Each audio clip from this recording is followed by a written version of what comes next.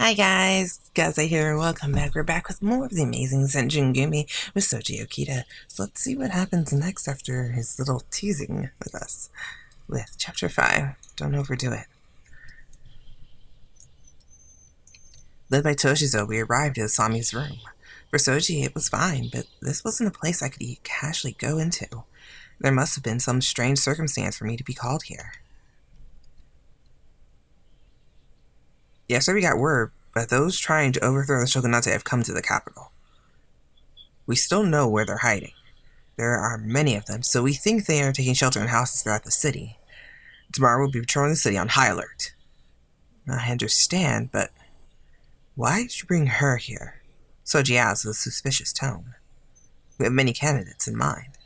We have little to no information on them. That's where she comes in.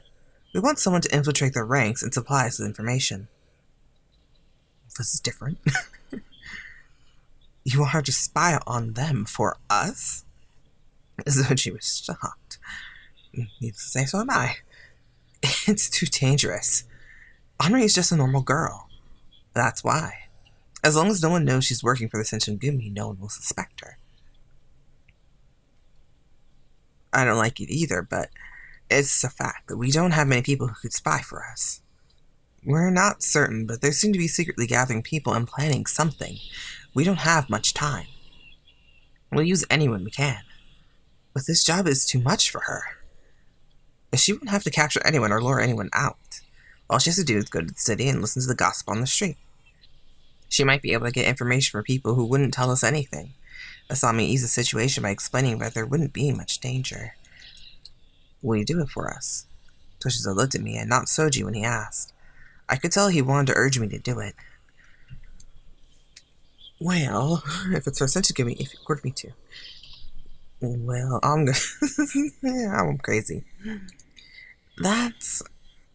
Would I be helping Soji as well? The three of them seemed disappointed after I asked that. Why disappointed? What happened? I see. You were for Soji, not for the shogunate or the emperor. Soji became bright red after hearing Toshizo's sudden laughter. My alliance is towards Soji. Screw off. What are you saying, Toshizo? Oh, that blush is cute, though. She just meant... Well, what about you? It doesn't look like you want her to go, but would this be of help to you? Toshizo stared sharply at Soji, who tried to object. Yes. If she cooperates, it will help me out a lot. Soji said as though he was biting his words. He had an unpleasant expression. Soji, I'm sorry. Even though you're worried, It's fine. I had no authority to oppose your decision in the first place. Oppose, not oppose. He desperately tried to cover for me.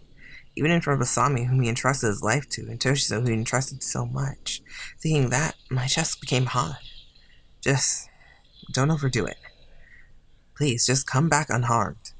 He said that with a kind voice. I couldn't help but think how we could be separated. It would seem you whittled him down. I apologize. If I had known, I would have been more careful choosing someone. Soji awkwardly replied that he wasn't how things usually were.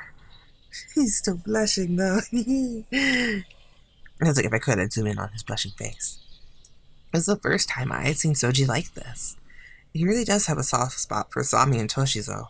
For some reason, I was happy. It was then I asked to work at an inn called Aikida. It was true I didn't have any relatives and my house got burned down. They employed me without the least bit of suspicion. This would be a lovely place to be. You're always working so diligently, Henri. It's a big help, even for me. Everyone was nice. The busy atmosphere looked distant. I guess this could be the wrong place to go to. I feel relieved, but I'm disappointed I couldn't be of help. From time to time, Yamazaki Suzumu would come to check on me, and he was... Suzumu? Was on patrol disguised as an apothecary. Oh, yeah, okay. I had to think for a second there, I'm like, who? Yamazaki, and then I thought back to Hakuoki and that Yamazaki. I'm like, oh, Yamazaki. Oh, he doesn't get an image, though. That sucks. When we met, all we did was gossip in order not to raise suspicion. This was proof that nothing was happening. One day, the situation completely changed. June 5th. It was a very humid summer day. Still, it's quite frightening. This morning, the ragged wolves entertained Masuma's place, didn't they? The Susumu always gossiped in a cheerful voice. It had something to do or other with weapons. I wonder if they were tortured after being captured. It is truly scary. He wasn't trying to have a proper conversation with his loud voice. He was probably just trying to gauge how the people around us would react to it. After imagining that, I don't think I'd be able to sleep by myself. Henri, could you sleep with me? After joking around, he firmly grabbed my hand. He gave me the piece of paper in the process. No way. Ask someone else to help you with that. I forcefully freed my hand and put both of my hands on my chest. At the moment, I hid the paper in my kimono. No one paid close attention to our talk. Is that really true? Did Musuya get captured by the ragged wolves? After Susumu left, one of my coworkers sounded nervous. Being tortured? The rumors are true. They really are savage murderers. I'm undercover, so I'm not sure. Agreed. I don't think so. That's not true at all. The Shinsengumi are kind and heroic men. Without thinking, I shouted, insisting on their good traits. Oh, that's not very smart. Even though I was trying not to do anything that would make me stand out, I just can't stand here after hearing someone badmouth them. Henri, are you close to those ragged wolves? She asked with a puzzled look on her face. No, nothing like that. It's just when my house burned down. Oh, so they save people as well? I think my image of them changed a little. I'm glad she understood. Yeah, they were there. My house burned down. They saved it. Kinda. After that, I secretly checked the contents of the letter when I went to the bathroom. Musuya Keimon. Thanks to Furutaka, Shuntaro, a certain plot had been revealed. 20 days from now, on a night with a violent wind, they were going to burn the old imperial palace. In the chaos, they planned to assassinate head figures and kidnap the emperor. Setting fire downwind on a night with a violent wind? If they do that, Kyoto will... I was in shock at their frightening plan. I never understood what talk about the anti-foreign movement or the support from the shogunate. If everyone was in distress about the country's situation, why were they fighting?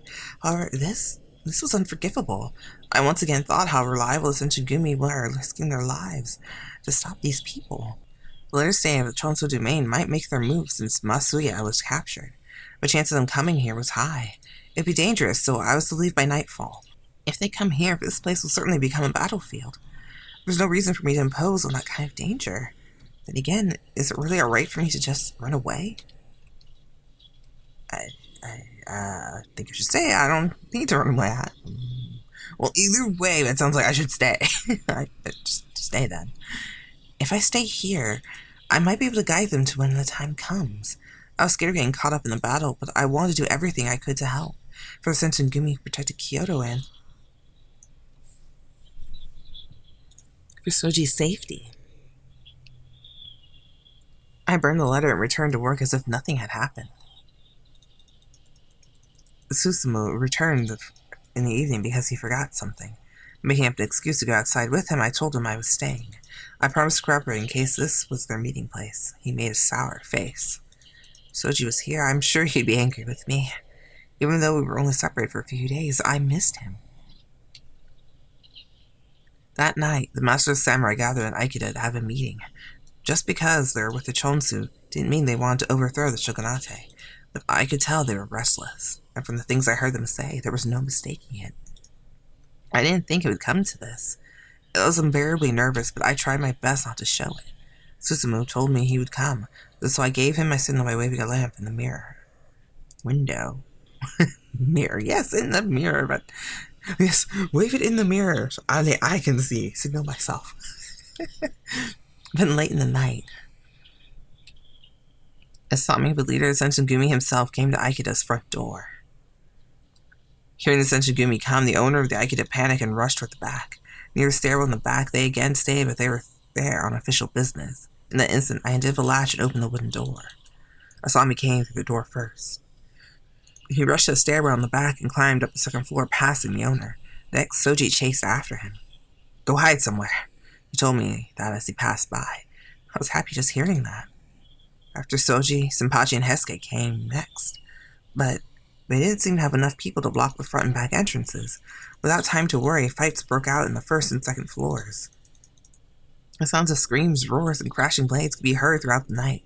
I hid myself in a corner, and then I heard someone descend from the second floor. Multiple people ran into the garden. "Don't let them get away." Asami's voice echoed in the night. If Asami came down, then that means Soji's upstairs by himself? I'm worried about Soji. I'm sure he's fine. Well, yeah, I'm worried. Of course I am. I'm worried about Soji after all. I know he's strong, but if something were to happen, I couldn't stand waiting there. I knew it was dangerous, but I had to go to the second floor. Oh, I'm crazy. Cautious of my surroundings, I slowly climbed up the stairs. All the lights had gone out on the second floor and was enclosed in darkness. It was very quiet. Wind blew from the open window and I smelled the scent of blood. "Soji?" When I said that, someone jumped out from one of the rooms. "He's not Soji." He fell over and looked confused. With a sword in his hand, he came toward me. Unable to keep in my fear, I screamed, a blade gleaming in the dark, and then the clash of two pieces of metal hit each other. The blades dancing around and the man's shadow fell down. "Are you okay, Henri? You're not hurt, are you?" Soji came to me with his sword drawn. Seeing the tip of his sword broken, I inferred it was from an intense battle. "I'm glad he's safe." When I felt relieved, Soji fell to his knees and started to cough violently. In the darkness, his pale blue coat was black. No, it was stained with red. The hand covering his mouth was red as well. "Soji, what's wrong? Are you okay?" Anxious, I ran over to him. Soji wiped his mouth and lifted his head. "I'm fine. This isn't my blood. I'm just tired from moving around in this hot room." He chuckled and stood up. "Really? That's a lie." "Are you really okay?" As I anxiously asked that, Soji smiled. "Are you that worried about me?" "Please, don't make fun of me. I know. Thank you." Soji laughed as he said that. We met with Toshizo, who had stationed somewhere else, and went to help with the Aizu domain. After considering the small amount of people who came in, it was an amazing achievement. Even though the Shinsengumi were barely harmed, Heisuke was ill and Shinpachi was injured. Soji's face wasn't just pale, he started to waver. Toshizo commanded him to rest, and he reluctantly followed the orders. I felt bad for tricking the people of Aikida, not to mention getting them involved. I was glad Kyoto, Soji, and the others were safe. That was what I thought, as I was unable to shake my obscure sense of anxiety. Well, it was actually faster than I thought it would be. Well, there ends our little Aikida adventure. Well, fun there. We'll see you guys in chapter 6. And if you can, try and leave at least 10 likes on the video if possible. That'd be great and help us out. And I'll see you in the next one. Bye. Kaze out.